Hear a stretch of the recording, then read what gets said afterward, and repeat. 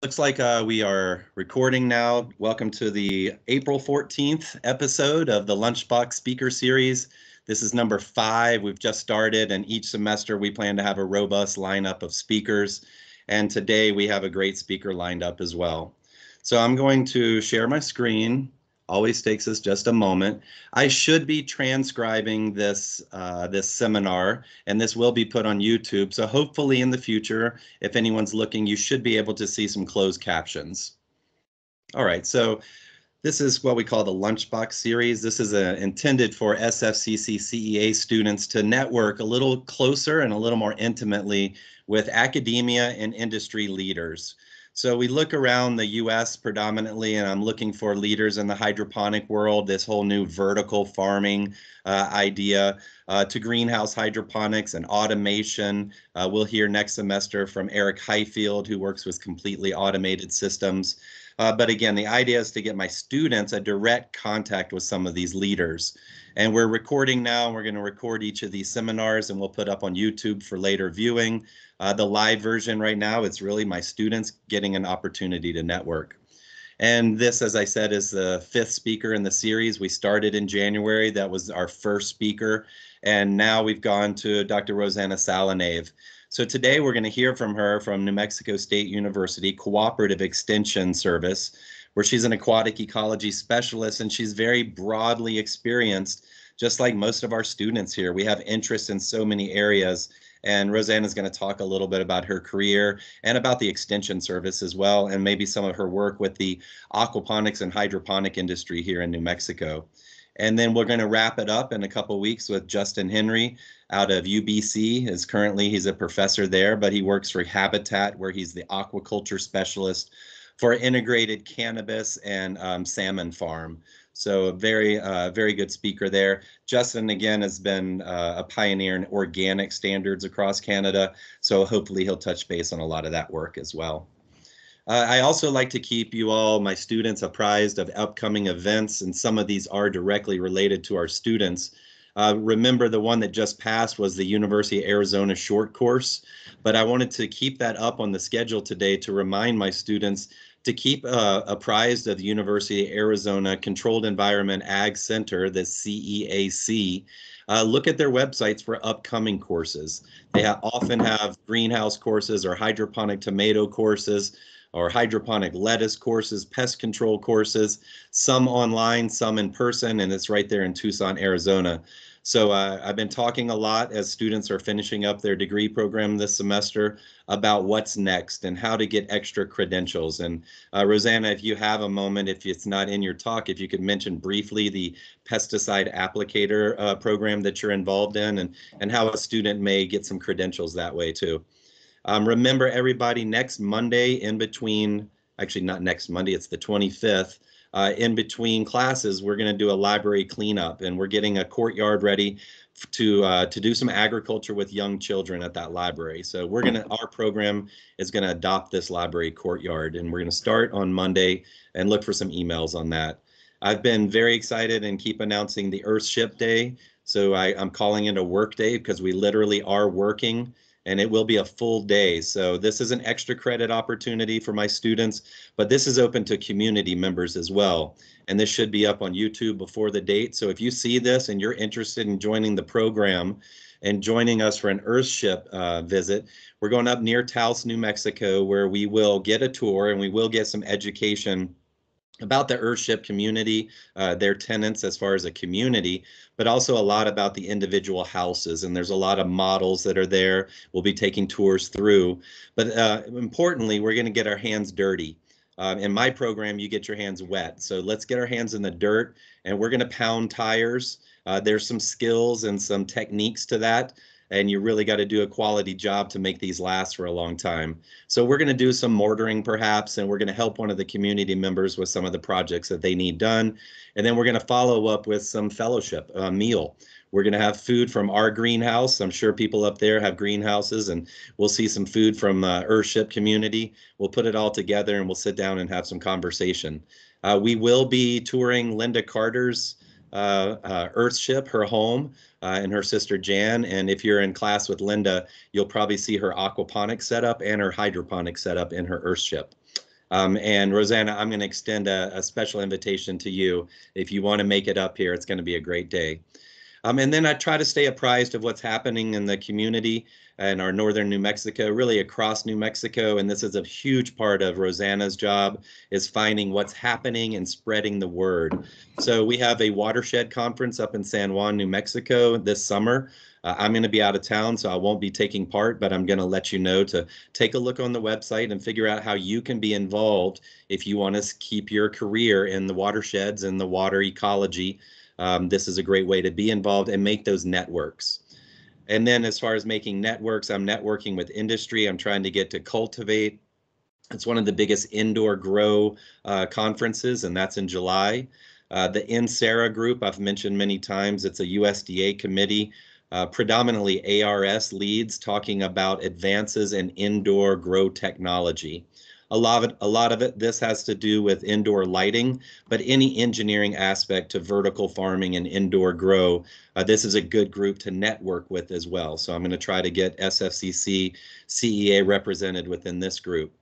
Everybody should be paying attention to the Aquaponic Association. Rossana will be in the hallways, either virtually or in person, so you will see her there. And that's the time, again, even virtually, you tag her and you just say, hey, Rossana, I saw your talk. I'm one of Charlie's students, and you have an instant connection at these conferences. We've got a student looking to maybe do a presentation at this conference. So let me know if you have any research done with me and you want to be involved. If not, think about 2023. Okay, continue to look at this conference as a great way to get into the industry. And on the more scientific scale and the larger industry is the same meeting that I attended not long ago in San Diego, and this one's in New Orleans in February.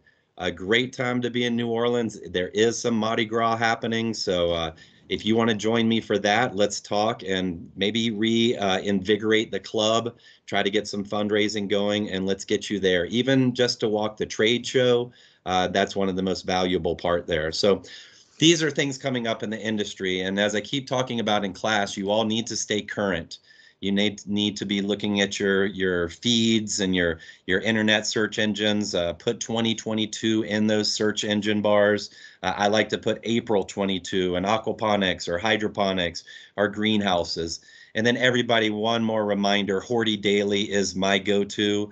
You get a daily subscription. Email comes once a day with all the latest, greatest news across the globe. It's not just US focused. So that's another way to stay in touch. And again, thanks everybody for being here. It's really important that you make these connections. I'm going to let Rossana introduce herself as she gives her talk here. But as I say, it's time to open the lunchbox. So what I'm going to do is I'll stop sharing my screen and Rossana will get a chance to share her screen. Can you guys see it? Yes, ma'am, it's coming up. And if you want to large screen it, that's fine. Reminder for everybody, technical difficulties do arise. If you have a problem, drop off and jump right back on. If the speaker or myself, if we have a problem, we're going to do the same. We just jump off and jump right back on. So excuse any delays if there are any. And thank you again for your service to my students, Rossana. I find this one of my best talks of the semester. Thank you. Thank you very much, Charlie, and good morning, everybody. It's a pleasure to be here. As you see, my name is Rossana Sallenave, and I am the Extension Aquatic Ecology Specialist here at New Mexico State University. My presentation, I'm going to kind of do things in reverse. I'm first going to talk a little bit about what extension is and how it fits into the land-grant university, and then the types of careers that you could have in extension. And then at the end, I'm going to talk a little bit about myself and how I came to be involved in extension and became a huge fan and advocate of aquaponics. So I'm just going to get started and give you guys a little bit of an overview. So first of all, the term extension. I mean, there's definitely overlap between the term extension and consulting and outreach, but the technical term of extension is a little bit different from outreach because it really is an informal educational process that is directed, well, it was initially, when it was first formed, the extension service was primarily directed towards the rural communities, farmers. But of course, now with demographic changes, it's also directed towards the urban communities through its network of offices throughout the United States. So the purpose of Extension is to provide advice, non-formal education, information, basically free consulting services to the citizens of New Mexico to answer questions and give advice. And Extension is really integrates teaching, research, and public service. So it's the link between science and the farmers and other citizens. So we basically distill research-based knowledge in a form that would be easily understandable by the citizens of New Mexico. And cooperative extension services is provided by the state's designated land-grant university. So what's a land-grant university? Well, these are colleges or universities or institutions that were designated by the state legislature to receive benefits from these so-called moral acts. These are laws that were passed in 1862, another one, an upgrade in 1890 and 1994. And what these laws allowed for was the creation of land-grant colleges in the U.S. using proceeds from sales of federally owned land. And the purpose of land-grant universities were to provide institutions that were accessible to ordinary citizens, because up until that point, universities were primarily geared towards the elite, and they were focused on liberal sciences and arts and literature.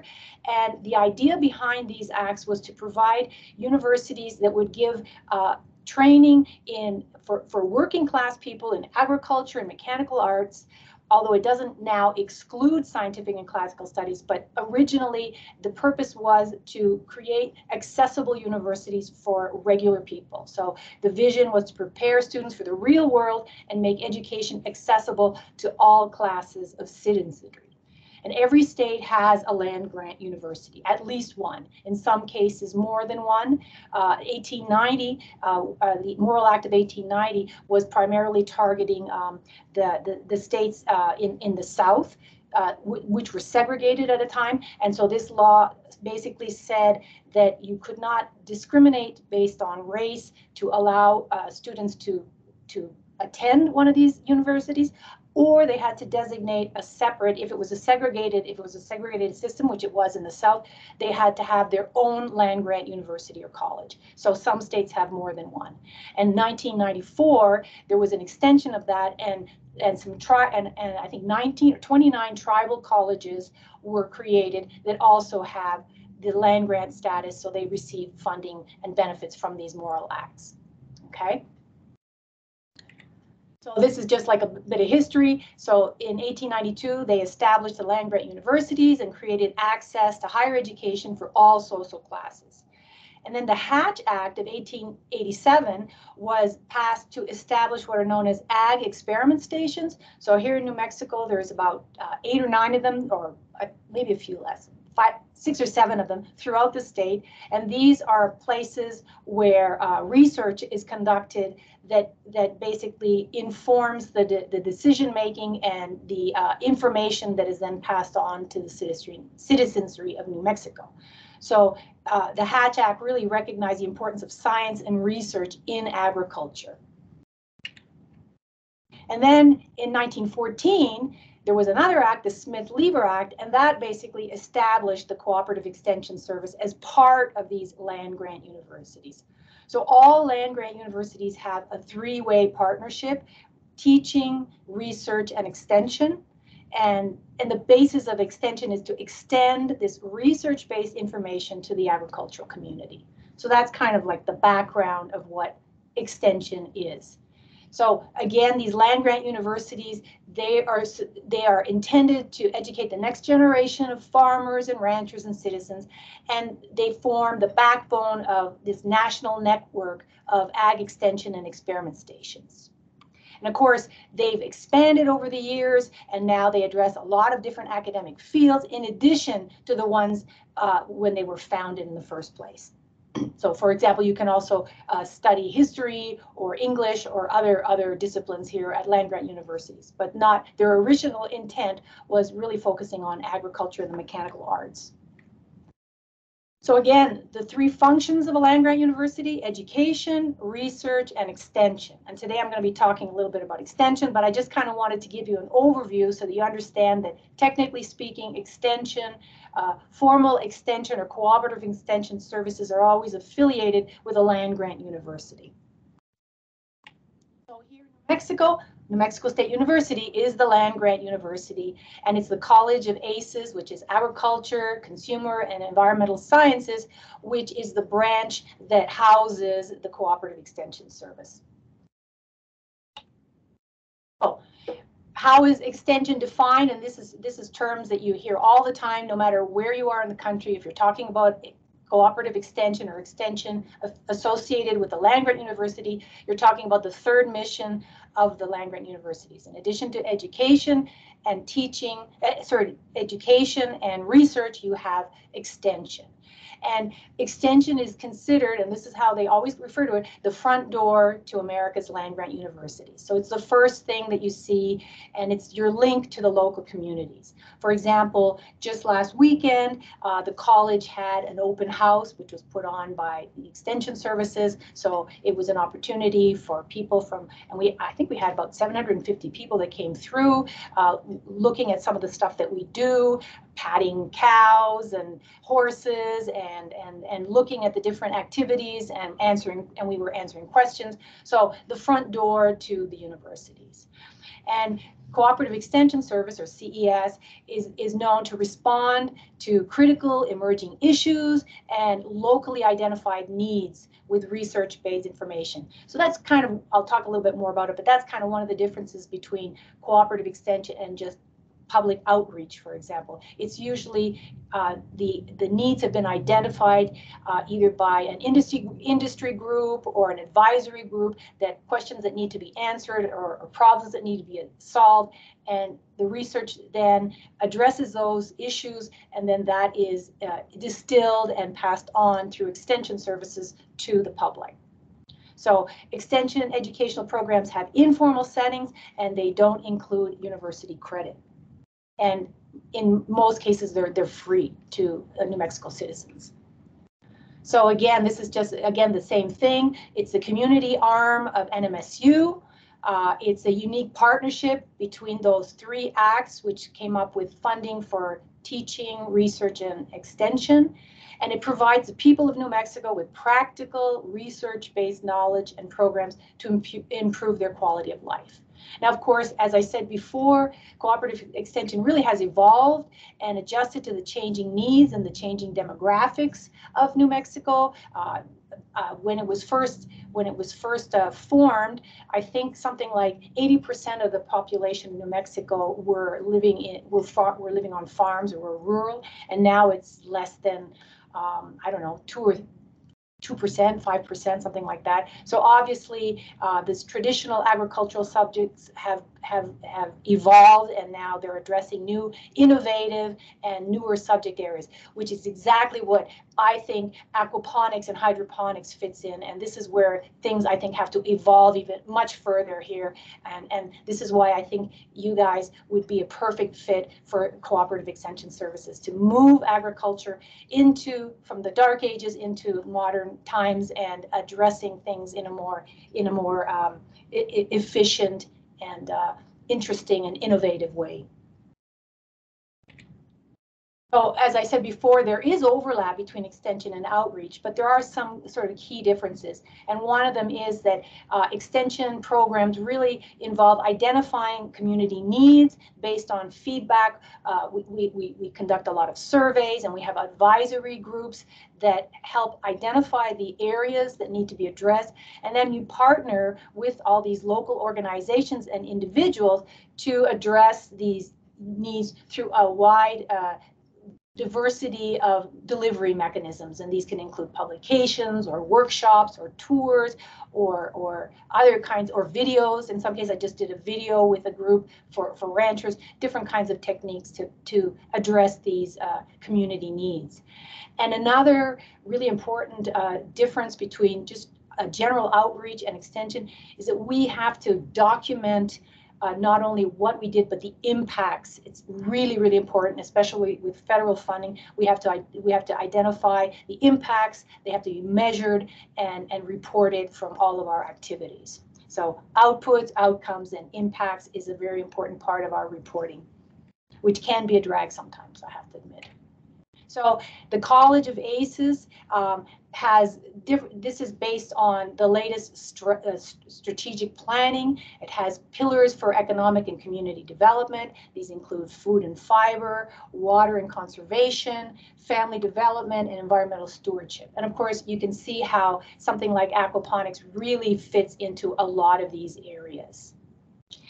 As a land-grant university, as a land-grant college, we offer programs in a wide variety of resource-based subjects, things like agriculture, but also family and consumer sciences, wildlife and natural resources, conservation and management, also community economic development, and also hotel, restaurant, and tourism.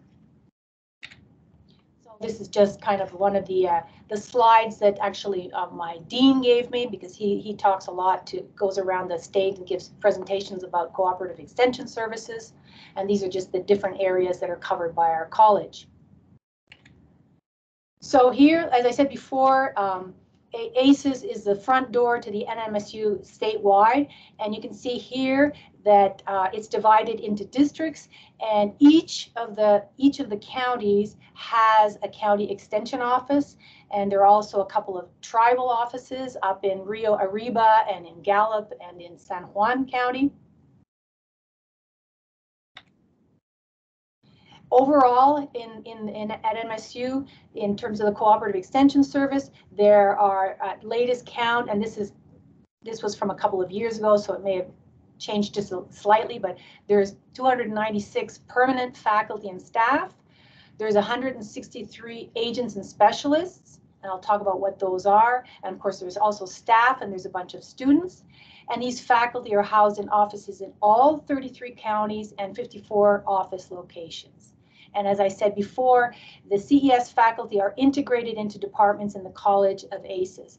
And that's one thing that's a little different at NMSU than most land-grant universities across the country. We are one of the last that actually has separate departments, extension departments. In a lot of places, for example, at UC, the UC system, the extension faculty are housed within the same departments as as research or teaching faculty, but here they actually are separate, which has a lot of benefits. In some cases, it creates some difficulties, but I know that administrators would love us to all be sort of in one, but extension people kind of like to be separate because we work together better that way. So this is just something where cooperative extension in New Mexico is really highly valued. So this is just some statistics, just to give you an idea that we as faculty on average reach over 500,000 New Mexicans annually with these non-formal educational programs that extend the knowledge of the land-grant university system. So you can see that there really is potential to reach a lot of people with the knowledge base that you guys have. And these are just like some of the highlights so you get an idea of what they do.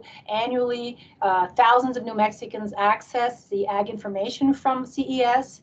And it ranges, the information that's provided ranges from good agricultural practices for farmers and ranchers to things like urban horticulture through a lot of master gardener programs. I also give presentations. In fact, I'm giving one in a couple of weeks to master gardeners, and this one will be about aquaponics, but I've also given talks about pesticide usage and also water quality, watershed stewardship, so different topics depending on what they ask for me. At CES also talks about energy water issues, farm and ranch issues, livestock and crops, natural resources, and yard and gardens. CES has helped create over 65 New Mexico farmers markets.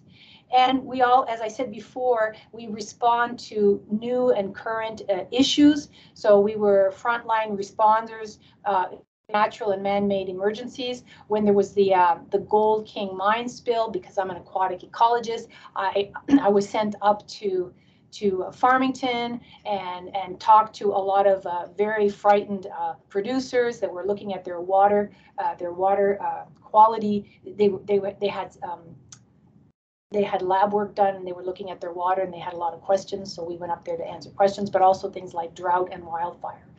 So that's basically what the role of extension is. And if I can say one thing about being in the extension service, whether it's as a county agent or as a specialist, is that you have to learn to wear a lot of hats, and you have to be able to work outside of your comfort zone, and you have to be willing to learn as you go.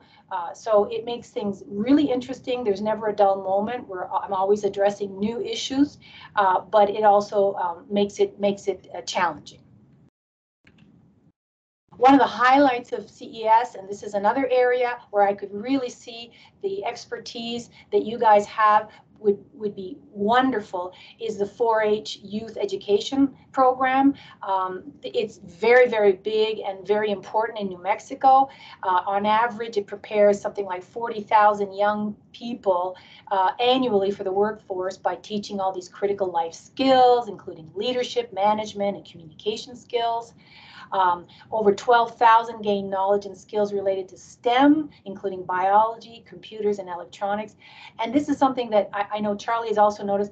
A lot of places, when they think of STEM, they think of robotics, they think of computers. But this is an area that is just primed for training in aquaponics, I think. And I think having people, county agents that had expertise in hydroponics and aquaponics would be wonderful to help with the STEM education for the 4-H youth education program. And these are just some, again, as I said before, it's very important as extension people to measure impacts, and these are some of the impacts that were reported.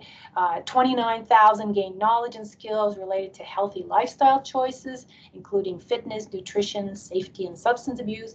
And another statistic that 4-H youth are 2.5 times more likely to engage in civic involvement, twice as likely to participate in STEM programs, and half as likely to use drugs, and almost 5 times more likely to graduate from college. So this is a group that would really, really benefit, I think, from education, from STEM education associated with aquaponics training. And these are just some more highlights. I don't really have to go through them, but it gives you an idea of some of the areas. In addition to agriculture, there's a big push in New Mexico because there's a lot of nutritional issues, and there's a lot of problems with health related to diabetes and obesity. So there's a lot of efforts and specialists that work in the field of nutrition and parenting and physical fitness, and also behavioral health and wellness team. There's a lot of work that's being done, and a lot of workshops and presentations and videos that are conducted by specialists in this area on behavioral health and wellness as well. So as I said before, this is if you go to the link for New Mexico State University and you go to the College of ACES, it's aces.nmsu.edu, you'll see that there are the 3 areas. In the top toolbar, you'll see ACES Home, and then it's academics, research, and extension and outreach. So the 3 of them, the 3 stools, the 3 legs of the stool of a land-grant university. And if you okay, yeah, that's what I want to show you. And so if you go further and you click on the cooperative extension service, this is what it looks like. And this is where, for example, if you're interested in extension jobs, if you go to the left-hand column, you'll see that there is, you can click on the extension jobs and look at what's available. So this is a place that you would go if you're interested in extension and you want to know what's out there. And also, this is just to indicate the different areas, the program areas that are covered. It's kind of cut off, but you can see it's everything from economic development, water, nutrition, horticulture, and so on. And you can also locate your county extension office by clicking on that link, and it'll show you the map of the state. And then you can just go to whichever county that you're interested in, click on it, and find out what areas are covered in that particular county. And you can see here on the right that there are also extension departments, and these are for the specialists, and I'm in the Animal Science and Natural Resources Department. And in the middle, so the county agents are out in the counties and the faculty are on campus.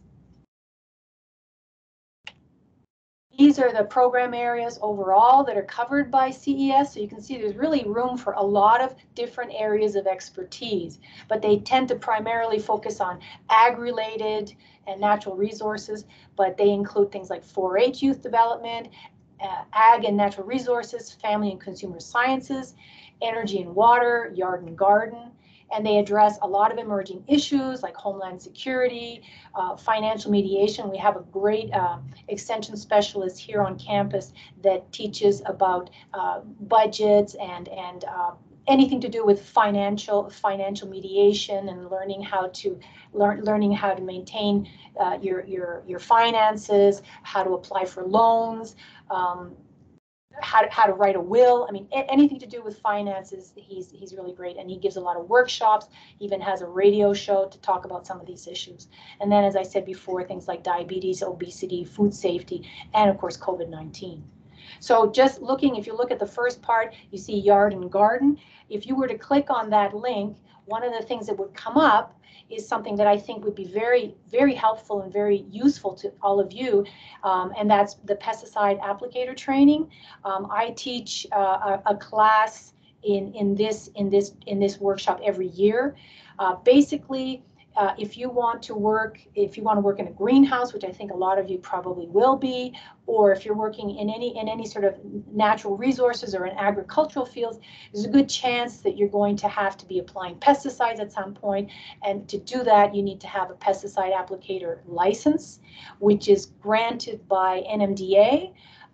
But in order to get to the point where you're able to get your license, you have to have training and you have to pass an exam. And we provide a lot of the training which you can take through this program. And the way it works, if you see on the right-hand side, there's pre-license training, and that would be for people that are getting their license for the first time. And once you've gone through the training, every year you have to take a couple of these presentations that are for CEUs, or continuing education, to keep up your license. And the way it works is that there's a whole series of presentations, and since COVID, we've been actually putting them online. We've been recording them, and they're available. And you can go to this link and you can sign up for them. And once you've taken the training, and it provides you with all the materials that you're going to need to pass your exams, then you go to the NMDA website, you sign up for a time and place to take your exam. It's an in-person one, but it's done on a computer. Once you've passed your exam, then you'll get your license. So if this, I think this would be something that would be very useful for some of you guys. And this is the site where you go to, and you can talk to Philip Lujan to answer any questions. And he's just great. So these are if you're taking it for the first time, so if you don't have a pesticide license, these are some of the topics that you're going to learn in your pre-license pesticide applicator training. And each of these presentations is usually about an hour or something like that. So things like principles of herbicides, basic entomology, ornamentals and turf, pesticide equipment calibration, which is really important, New Mexico pesticide laws and regulations, pesticide safety and labeling, and personal protective equipment. So all that stuff is taught. And like I said, and they give you the study materials. You can take as long as you want, and then you can apply for your to take the exam. And once you've taken it, then you're all set. These are the different, just for general interest, these are the different types of applicator license that you can get. And for a lot of you, I think probably commercial operator or commercial technician would be the one that you would be aiming for. These are the ones for people that are applying pesticides in greenhouses.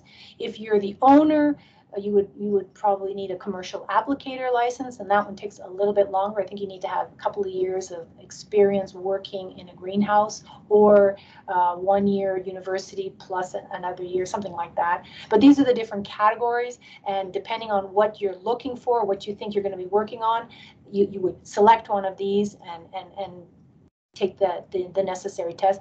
Us, for example, here at the university, I have a public applicator's license.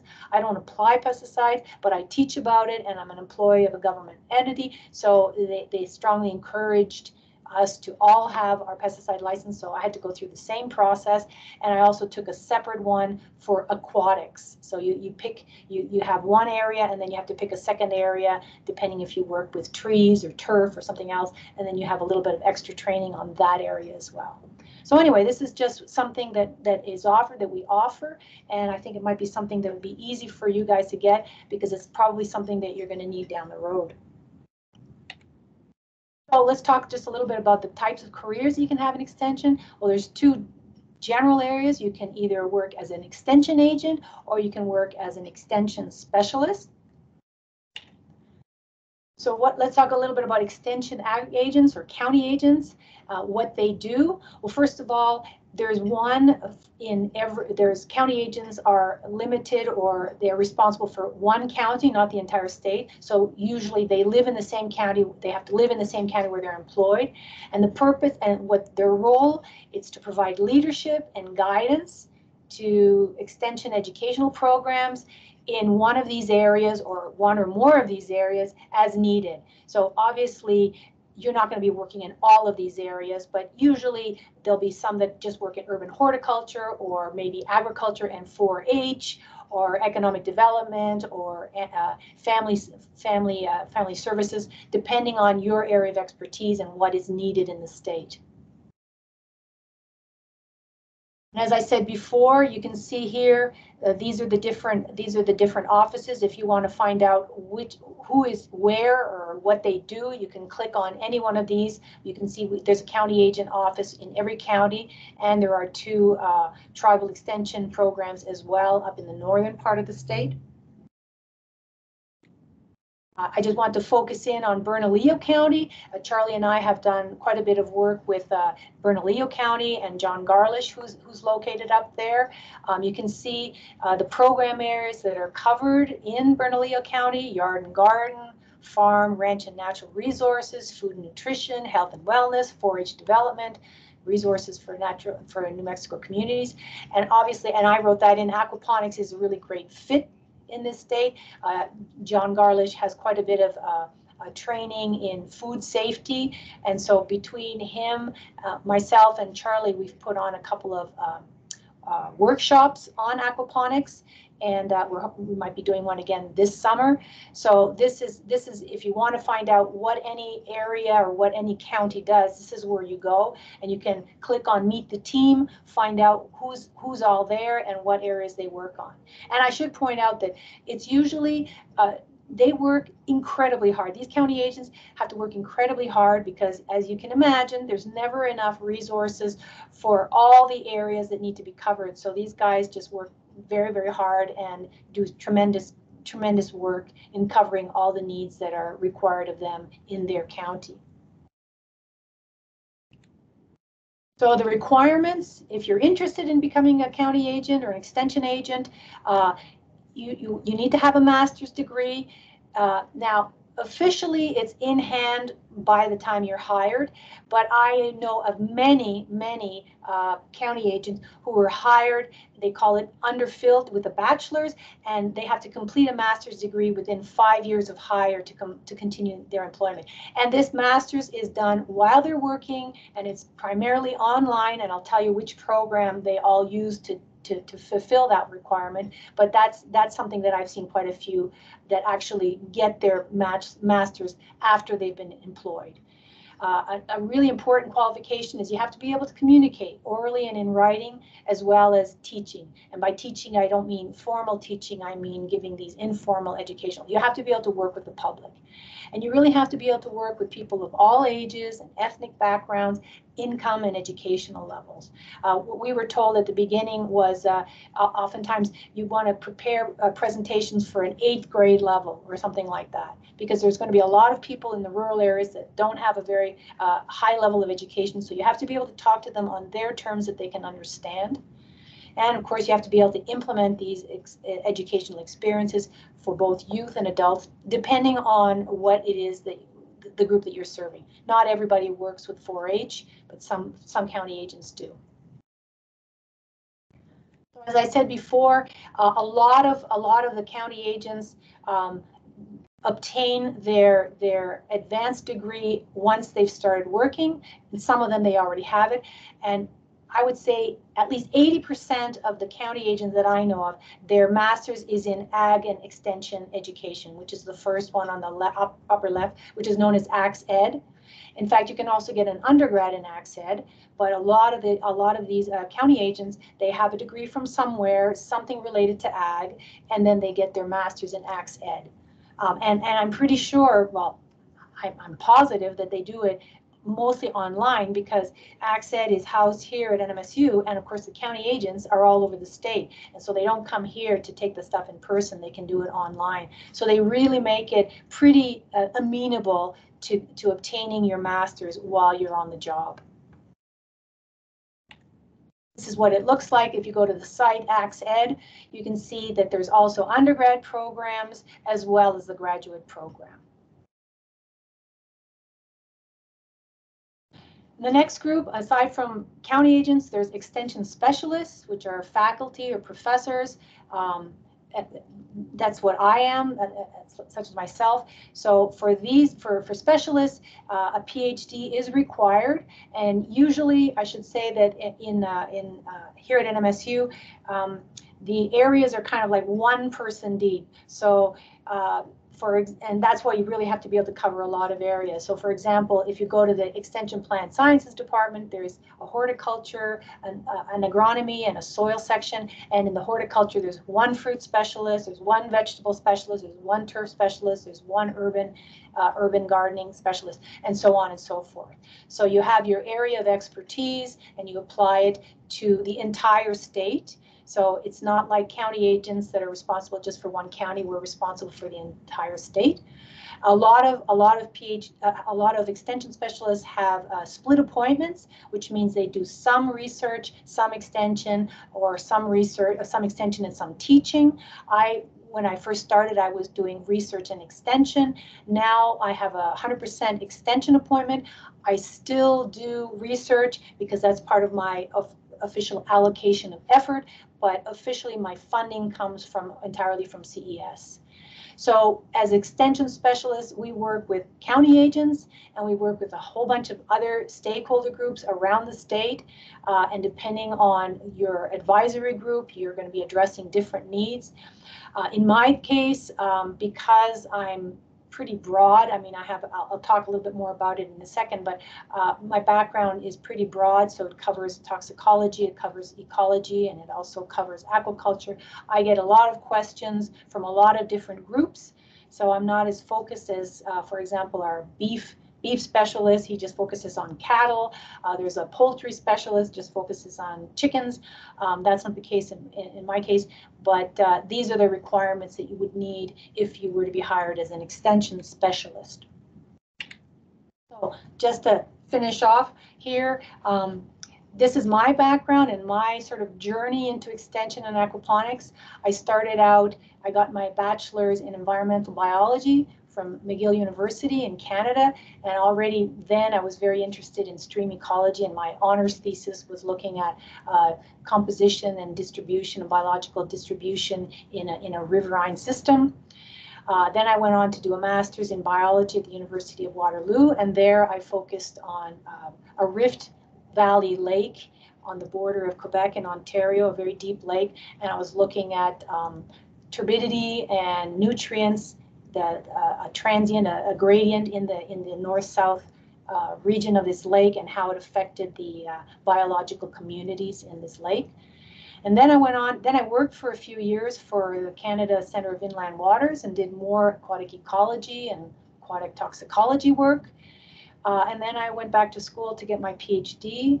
That was in aquatic ecology and environmental toxicology. So my background is, I have a lot of background in water chemistry, water quality, aquatic ecosystems, aquatic ecology. So when I moved here, I lived in Germany for a couple of years and did a postdoc there. And then my husband and I moved to New Mexico, and I started working in the chemistry department. I was teaching toxicology, and I have to admit, I felt kind of like a fish out of water. I wasn't very happy there. So I was really happy when I was able to make the move to the College of ACES, and I joined the Department of Fish, Wildlife, and Conservation Ecology. And there I worked for a few years, and my focus of research was aquatic ecology, helped out with some fisheries work, conservation of freshwater systems. And then I ended up being hired in the Department of Extension, Animal Sciences, and Natural Resources. So then I made the switch to extension, and that's where you learn you have to wear many hats. You have to be prepared to work out of your comfort zone.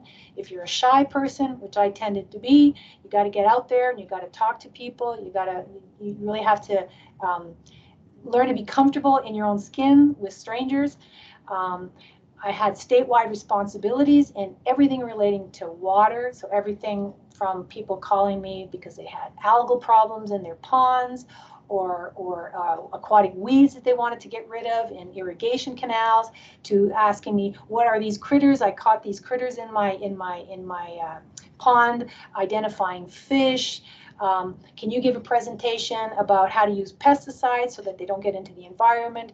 Can you come and talk to our kids about water quality and stream macroinvertebrates? I go out in the summertime and go to summer camps and talk to children about stream ecology, and we go out and collect things in our nets and we identify things. So a lot of different things. And then I was asked by my dean, well, what do you know about aquaculture?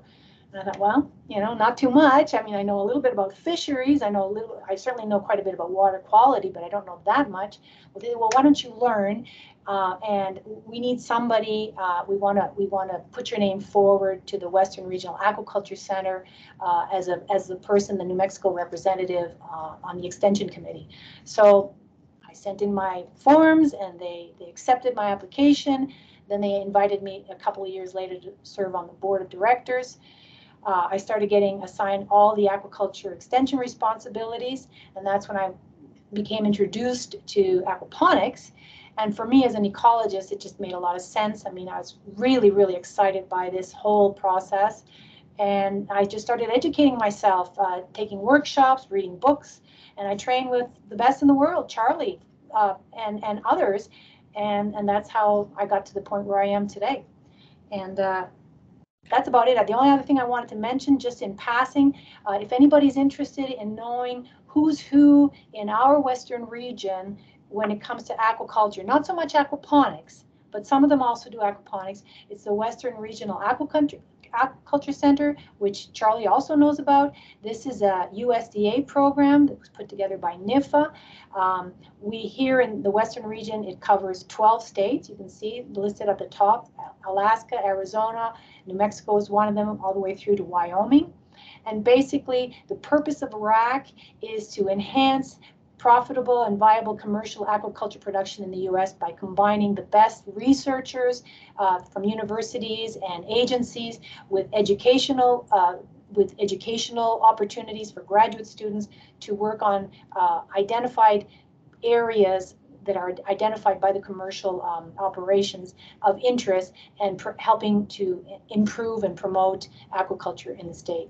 So that's one of the things that I do, and if you're interested in finding out who's who in terms of aquaculture in the Western region, this is a great place to go, because some of the best serve on the research or the extension or the board of directors. So I highly recommend, if you're interested, or if you decide that you might want to go on and get another degree in aquaculture, this is the place where you want to find out some of the names of the best. So I think with that, I'm pretty much done. I think I'm more or less on time. So I'm going to stop sharing and answer any questions. There you go. And we are going to stop recording for a moment. And before I do that, I want to thank you very much for your time. It was a really inspiring talk, and that's what I was hoping you would give for my students. Everybody, we are going to stop recording and let my students get some Q&A with Dr. Sallenave. So let me hit stop. Thank you for coming, and we'll have this up on YouTube soon, and in 2 weeks we've got one more speaker for the semester. Great.